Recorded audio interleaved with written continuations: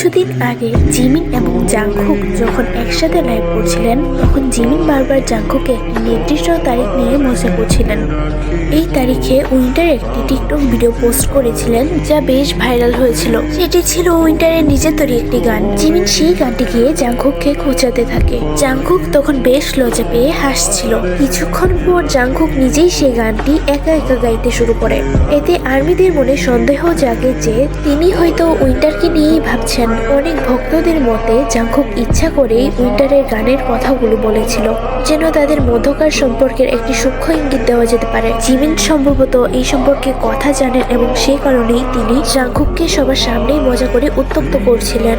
তাছাড়া 1 জানুয়ারি 2026 লাইভে জিমিন বলে আমরা এখন উইন্টারে আছি। তখনই বিটিএস এর মেম্বাররা জাংকুকের দিকে তাকায় এবং সে অনেক বেশি লজ্জা পাচ্ছিল।